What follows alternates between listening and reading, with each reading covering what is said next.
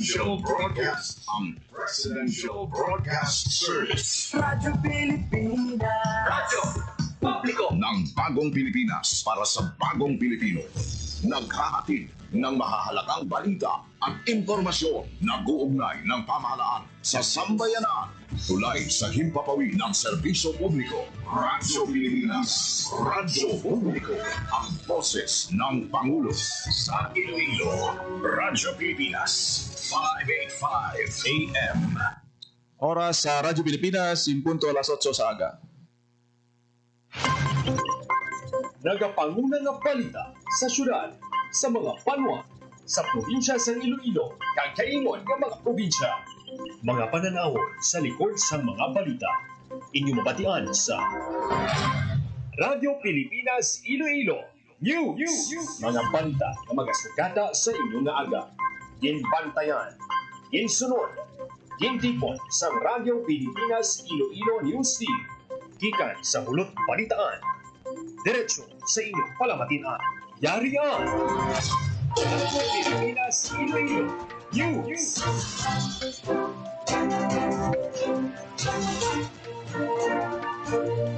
Mayong aga Pilipinas, good morning Western Visayas, welcome sa Radyo Pilipinas News. Subukan lang sa Miyerkules, Hulyo 2, tuig 2025. Ako ang inyong tagbalita, Janelle Baclay, kagkaroon sa aton mga Pangulong dinalan. OCD6, ginahangkat ang mga LGU ang pabaskugon ng ila pagpanghanda sa disaster response. Kaso sa dengue sa probinsya sang Capiz sining nga tuig, glabot na sa masobra 7 ka gatos. Department of Migrant Workers nagatag sang 50,000 pesos nga financial assistance sa Filipino crew. Sang MV Herman Star DMW Chief nagpahayag sang suporta sa mga na-stranded nga seafarers. Mayor Raisa Treñas personal na nakikita sa mga stranded nga seafarers sang MV Herman Star. Iloilo 3rd District Representative Lawrence Defensor nangin masako sa unang adlaw sa pag-umpisa sang iya katungdanan.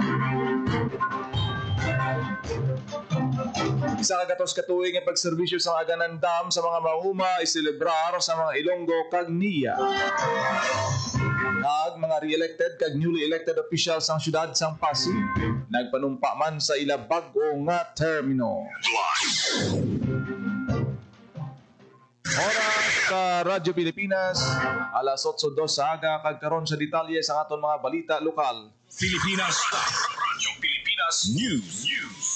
Palayo ng Office of the Civil Defense 6 sa pagkandak sang orientation tuhoy sa pre-disaster response kaupod ang mga LGU sa Western Visayas. Lakip na ang Negros Island Region. Sudo kay OCD 6 Director Raul Hernandez, importante nga mapaalerto ang tagsa kalokal nga panguluhan sang ila preparasyon sa tion sang emerhensya.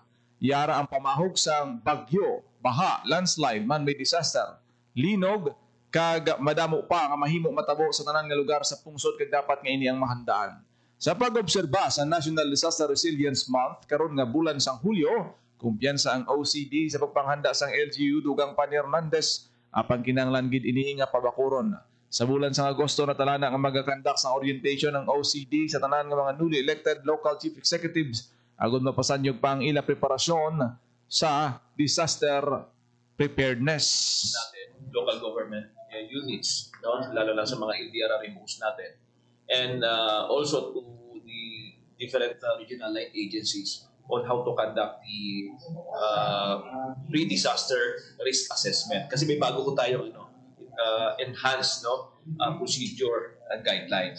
So nung nakalaang nung last week, nagsagawa ko tayo ng orientation. No? Ang kabahin sa pagpahayag ni OCD6 Director Raul. Radyo Pilipinas. Radyo Pilipinas News. Sa iban pang balita, kaso sang dengue sa probinsya sang Capiz ang naglabot na sa masobra 7 ka gatos. Naglabot sa masobra 7 ka gatos ang kaso sang dengue sa probinsya sang Capiz ini nga tuig. Sandig sa datos sang Capiz Provincial Health Office, yara na sa 753 ka mga kaso sang dengue ang na-record sa Morbidity Week 25 o kung walin Enero 1 tubtob Hunyo 21. Mas mataas sang 39.96% kung ikumpara sa 538 ka kaso sang nagligad nga tuig 2024. Nakabalhag man sang pinakamadamo nga kaso ang Capiz o kunang Rojas City nga may 253 ka mga kaso. Kaginsundan ini sang Tapas nga may 102, kagamindan nga may ara sing 52. Sa masobra 7 kagatos ka kaso, 4 ang record nga dengue fatalities sa Capiz PHO. Kalabanan sa apektado sa dengue ang yara sa 10 to 19 nga age group. Samtang may 4 naman ka barangay nga gintumod nga may clustering of dengue cases. Ini ang mga barangay sang Kulasi, Lawaan, Malibili, kag Tisa sa Rojas City. Matumod nga may clustering of cases sa isa ka lugar kung may 3 o kung masobra pa nga kaso sa 4 kasunod-sunod nga Morbidity Week. Radyo Pilipinas. Radyo Pilipinas News. Naghatag sa 50,000 pesos nga financial assistance ang Department of Migrant Workers sa Filipino crew sang MV Herman Star nga na-stranded sa Iloilo Strait. Ini ang ginkumpirma ni DMW6 Regional Director Glenda Aligonza sa interview sa Radyo Pilipinas Iloilo. Pahayag ni Aligonza ang 6 ka mga Filipino crew sa 13 tanan ka mga crew sang cargo ship ang nagbaton sang tig 50,000 pesos kada isa sang nagligad nga Hunyo 30. Ang assistance ginatag sa idalom sang Action Fund sang DMW. Magluwas pa sa paghatag sang financial assistance, nagbulig man ang DMW sa pag-disembark sang crew kag negosyar nga mahatag na ang ila sweldo. Ang barko mayara sing 13 ka mga crew kung sa diin ano mga Filipino kag anom ka crew ang 4 diri mga Ilonggo. Sandig sa payag sa mga crew nagabot sa Iloilo ang barko halin sa Vietnam sa Agosto tuig 2024 kag gindetain bangod expired ang valid trading certificate. Halin sa Agosto makaduha ka beses na nagbaylo ang sang crew. Nagatag sang port clearance sang Mayo 7 para sa barko apang wala na nadayon ang paglakat bangod sa ginhiwat nga testing sa main engine kag bridge equipment. May nakita nga problema sa gyro compass kag kinahanglan nga kayuhon. Sang June 28 nga sulat naging padala sang crew kay Congresswoman Julian Jamjam Baronda nga nagapangayo isang bulig ini matapos nga wala na sila sang may nabaton nga pagkaon kag water supplies halin sang Mayo 12. Kagang Indian seafarers ang wala nabayaran sang pila ka bulan nga sweldo.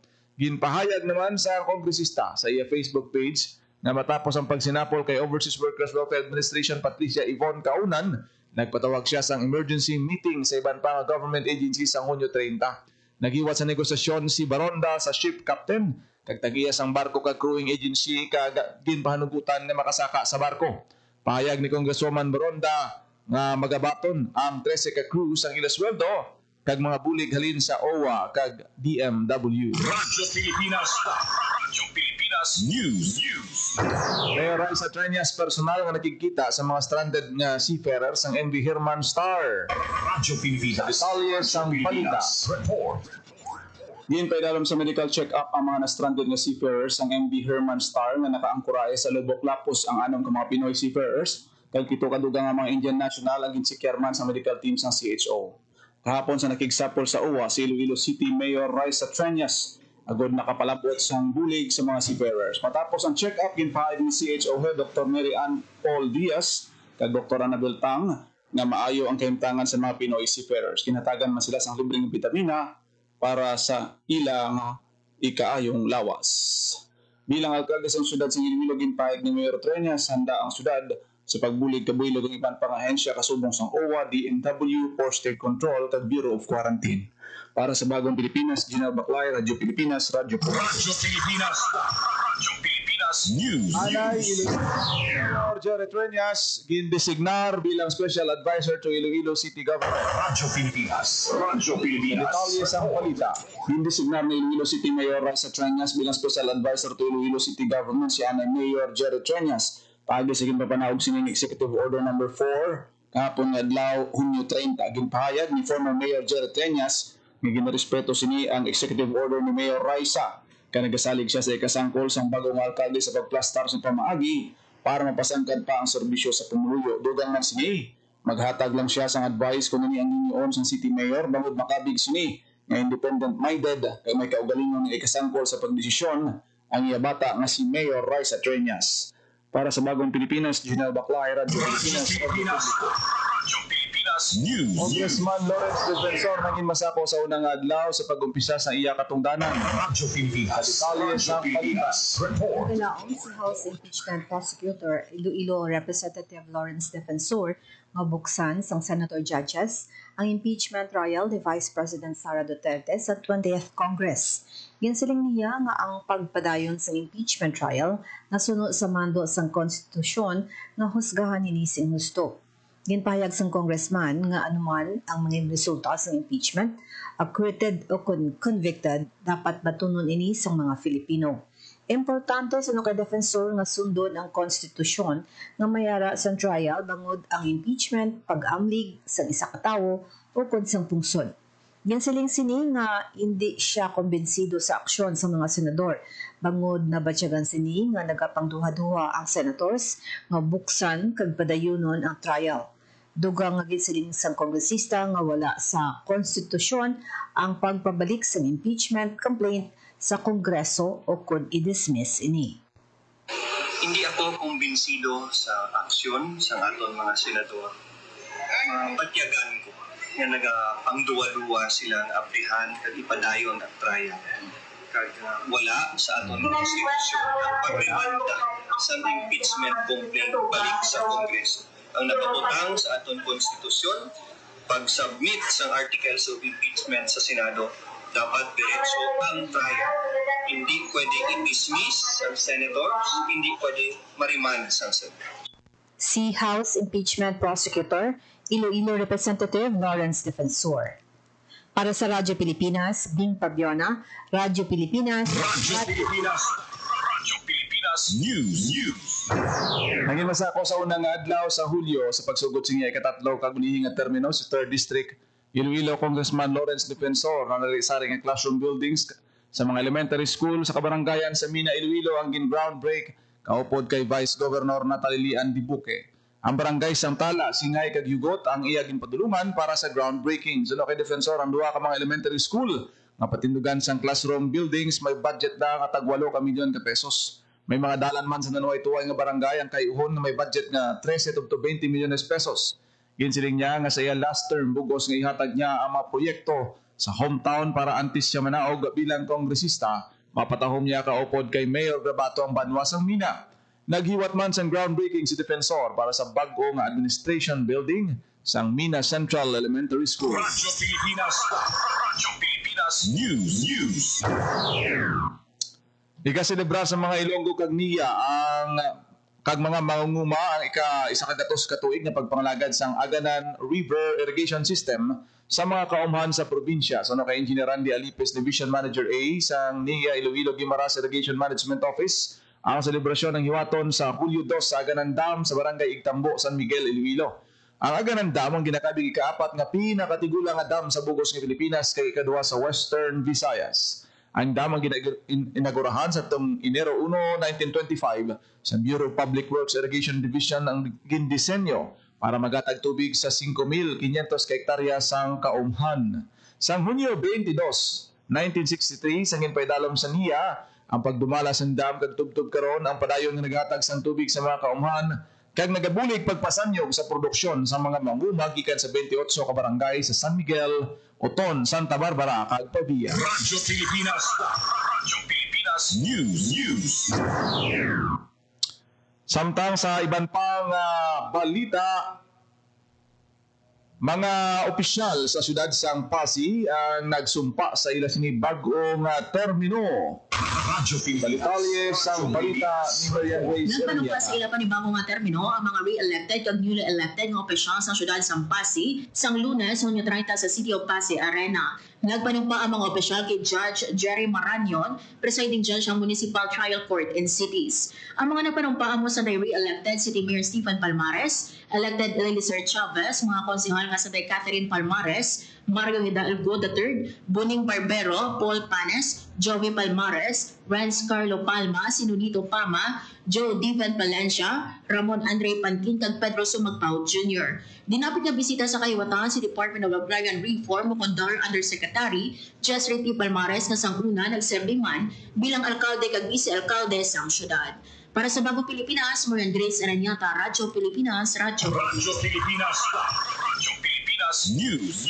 Bubuksan na sa publiko ang bago nga Kapitolyo Provincial sa Guimaras. Ang blessing sa benepisyo ang ginpamunanan ni Governor Maria Lucille Nava, Congressman J.C. Raman Nava, Vice Governor Cecil Gumarin, kag mga katapos ang 11 sangguniang panlalawigan.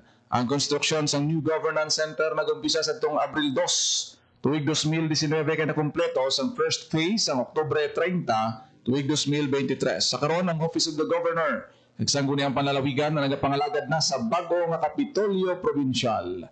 Ang bago nga Provincial Capitol nagaserbe simbolo sa commitment sa probinsya para sa efficient, transparent, kag people-centered na public service sa mga Guimaras noon. Radyo Pilipinas News. 12.8 million pesos sa balor sa illegal nga droga na kumpiska sa ICPO sa Hunyo tuwig 2025. Radyo Pilipinas. Sa detalye sa balita ni Paul Sa 12.8 milyones pesos na balor sa illegal na droga na kumpiska sa Iloilo City Police Office sa tinalikdan nga bulan sa Hunyo 2025. Inakumpiska sa 64 operations ang kapulisan na nagresulta sa pagkadakop sa 91 drug personalities. Sa 91 nga nadagpan, 25 ang high-value individuals. Sa 63 ang street-level individuals kag 3 may warrants of arrest. Sa pinakadamo nga nakumpiska, nagapanguna ang City Drug Enforcement Unit na nagakumpiska sa 4.15 million pesos. Sunod kay Iloilo City Police Office City Director Police Colonel Kim Ligada ang nag-accomplish sa kampanya kontra illegal na droga, nagapakita sa teamwork sa kapulisan para sa padayon nga pagbinuligay, nagapati si Ligada nga matap ng problema sa illegal na droga sa syudad sa Iloilo. Para sa Bagong Pilipinas, Paul Tarosa, Radyo Pilipinas, Radyo Publiko. Radyo Pilipinas News. JDFCI Westbridge Football Club gikan sa Western Visayas nagdaog sa Under 14 kag Under 12 International Football League sa Thailand. Radyo Pilipinas Report. Sa detalye sa balita ni Marian Grace Ereñeta. Daog sa giniwat ng International Football League o IFL Season 2 Youth Edition 7 2025 sa Thailand ang football team gikan sa Western Visayas sa U14 plate category kag U12 Premier category. Gilutos ang JDFCI Westbridge FC ang 52 ka team across Asia sa giniwat nga hampang sa Hunyo 28 to 29 sa International School, Bangkok, Thailand. Nagpartner ang Haniway Defenders Football Club Incorporated o JDFCI kag Parif Westbridge Football Club para sa international tournament kung sa diin maging kuwaman nga mga player gikan sa Haniway Defenders Club Incorporated, Kalinog FC kag Gimbal FC. Lakip sa U14 team sanday Cyrus Prix Guevara, Kenzo Nino Orosio, Brighton Drake Clavero, Maximus Barrientos, John Rafael Nonato, Lorenzo Manuel Arancilio, Sander Paul Maliones, Yusef Daniel Valdez, Kian Calno Pavle, Emmett John Gabalda, Jose Luis Amarante, kag Maljo Cabrafa El Guarino, kung sa diin ang head coach ang si Constancio Ehar, assistant coach si Jensen Ray, defensor kag ang manager si Christian Teodoro De Juan. Sa U12 naman ang players ang Mosanday Bruce, Tyler Clavero, Lia Miguel Aguadera, John Raymond Ardiante, Ethan Von Genodia, Timothy Franco Gukuwahwa, Od Katibayan, Carl Benedict Defensor, Isley Noel, Dave Rivera, Philip Neil Pohol, Jonathan Juan Jr., kag Harley San Felix Jr., sa diin ang ila head coach amo si Raymond Ardiente, assistant coach si Jerome De Lingon, kag ang manager amo man si De Juan. Para sa Bagong Pilipinas, Marian Grace Ereñeta, Radyo Pilipinas, Radyo Publiko. Radyo Pilipinas News. Nagtingog sa tuhay nga sektor sa Western Visayas para pabasugon ang micro, small and medium enterprise sa rehiyon. Kadungan sa selebrasyon sa MSME Month sa pungsod ginbuksan sa Department of Trade and Industry, kaupod ang Regional Development Council ang duha ka adlaw nga Western Visayas Business Conference Expo 2025. Lakip sa mga ginbida sa Expo, ano tuway nga papel sa mga ahensyas ng gobyerno, lokal nga panguluhan, trade groups kag financial institutions sa gatubuligan ng mga MSME sa ila pagnegosyo kag pagpasangkad sang merkado. Sabayan sa mga national government agencies, ginpaambit sang CDA, DA, DOLE, DOST, DOT, kag SEC, ang ila suporta sa MSME pinagi sa mga programa sa pautang, capacity development, kag product enhancement. Suno kay DTI Western Visayas Regional Director Rachel Nafable, ila ginalauman nga magadamo pa ang MSME nga magasanyog sa rehiyon sa pag-avail sa mga serbisyo sang gobyerno kag pribado nga sektor. Ikaduso naman ni RDC6 Co-Chairperson Attorney Jobert Peña Florida sa masunod nga konseho ang pagtingob sa tanan nga ahensya sang gobyerno kag iban nga organisasyon agud maplasta ra mga programa kag proyekto nga available para sa MSME. Radyo Pilipinas. Radyo Pilipinas News. Sang Guniang Bayan sa Malay ginapagakas ang Katiklan Boracay Bridge sa plano sang lokal nga panguluhan. Radyo Pilipinas. Sa detalye sang balita. Ginaprubahan sa Sangguniang Bayan sa Malay ang isa ka resolusyon agud kakson ang ginadusok nga Katiklan Boracay Bridge sa Comprehensive Land Use Plan kag Annual Investment Plan sa lokal nga panguluhan sa Malay Aklan. Sa ginaprubahan nga resolusyon ang pagtukod sa tulay may dako nga risgo sa environment nga ginalakipan sa posible pagkagawa sa marine habitat kapag katublag sa mahuyang nga ecosystem sa isda. Inaduso sang SB Malay ang isa katulid nga pagtuon kag konsultasyon sa tanan nga stakeholders bagang tanan sa nasambit nga proyekto. Ang resolusyon ang naaprobahan sa SB Malay sa ginpatigay nila nga sesyon sa Hunyo 19. Naibaluan madamo ang nagapamalapag sa proyekto alin sa mga stakeholders kang ginalakipan sa Boracay Foundation Incorporated, civil society organizations, environmental groups, tourism representatives kay mga residente bangod sa posible nga malayang epekto sini sa isla. Para sa Bagong Pilipinas, Paul Tarosa, Radio Pilipinas. Radyo Pilipinas. Radyo Pilipinas News. Pasig City Mayor Stephen Palmares plano nga magpahamtang sang helipad sa pagkatukuron nga bago nga City Hall sang syudad. Radyo Pilipinas. Radyo Pilipinas. Report. Sa detalye sang balita ni Marian Grace Eraniel. Plano ni re-elected Pasig City Mayor Stephen Palmares nga magtukod sang helipad sa pagkatukuron nga bag-o nga City Hall sang syudad. Sa iya speech kadungan sa giniwad nga otaking sa mga re-elected ug newly elected nga opisyal sang syudad sa Hunyo 30, ginpresenta ni Mayor Palmares ang pila sa iya mga naka-pipeline nga handom o kunang 8 development program sa masulod nga 3 ka nabiliniya nga tuig bilang alkalde kag ang isa na diri ang mga pagtukod sang balay syudad o kon City Hall nga may kaugalingon nga helipad. Payag sang alkalde nga sa tiol matuman ini, ang Pasig City Hall ang labing una nga City Hall nga may kaugalingon nga helipad sa bilog nga panay. Dugang pa niya nga sa karon ang nagatindog nga City Hall sa barangay Sablugon ang hindi na maka-accommodate sa madako nga mga pasinhon, ilabi na kung magdululungan ang transaksyon gani sa tukuron nga bago nga City Hall, mas maging komportable ang mga kliyente kag ang mga empleyado. Samtang magluwas sa pagtukod sa bago nga City Hall, lakip man sa prioridad sang alkalde ang pagtukod sang Eco Hub. Sa idanom sang Eco Hub, plano sang alkalde nga tungaon ang syudad sa 5 ka distrito, kag ang kada distrito may sentro nga amo ang Salngan, Santo Tomas, Bulapula, Malagit Grande kag Manit nga may kaugalingon nga police station nga may prisuhan, naka-standby nga ambulansya, fire substation kag emergency response team para sa mas madasig nga pagresponde sa tion sang insidente o kon emerhensya. Ang iban pa nga development plan sa alkalde ginalakipan sa connection o kung pagtukod sa circumferential road nga magakonect sa 5 ka distrito. Lakip mo ang pag-construct sa welcome park sa mga entry points pasulod sa Pasig City, pagtukod sa rotonda, pag-reconstruct sa Paseo de Pasig, Plaza Paloma kag Esplanade de Pasig, pag-construct sa tricycle terminal kung sa diin tanan nga tricycle nga nagabiyahe sa mga barangay, ang Tingbon kag ang Ulihi amo ang pagtukod sa City Sports Complex. Madumduman nga una naging pahayag ni Mayor Palmares nga lakip sa iya handom amo nga ang syudad mangin sporting capital sa Western Visayas sa 2028, Tiger Economy sa Central Panay kag Premier Component City sa 2028 sa Western Visayas. Una nga na-elect bilang alkalde sa Pasig City si Palmares sa 2019 kag na-re-elect sa 2022 kag 2025 elections. Para sa Bagong Pilipinas, Marian Grace Aranyata, Radyo Pilipinas, Radyo Publiko. Radyo Pilipinas. Radyo Pilipinas News. Oras sa Radyo Pilipinas alas 8:24 na sa Radyo Pilipinas. Radyo Pilipinas. Kagin nyo nabatian ang detalye sa mga nagapauna nga balita sa pagpangalagad sang Radyo Pilipinas News sa buong adlaw sang Miyerkules, Hulyo 2, 2025. Sa dugang pangabalita kag impormasyon, please share, follow kag like sa aton Facebook page Radyo Pilipinas Iloilo kag Radyo Pilipinas Community Group. Ako nagid lamang inyo alagad ang inyo tagbalita, Janelle Baclay. Maayong aga Pilipinas, God bless Iloilo.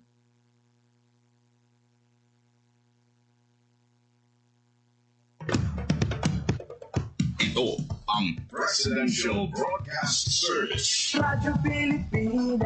Radyo Publiko ng Bagong Pilipinas para sa Bagong Pilipino. Naghahatid ng mahahalagang balita at impormasyon na guugnay ng pamahalaan sa sambayanan. Tulay sa himpapawid ng serbisyo publiko. Radyo Pilipinas. Radyo Publiko. Ang boses ng Pangulo sa Iloilo. Radyo Pilipinas, 585 AM.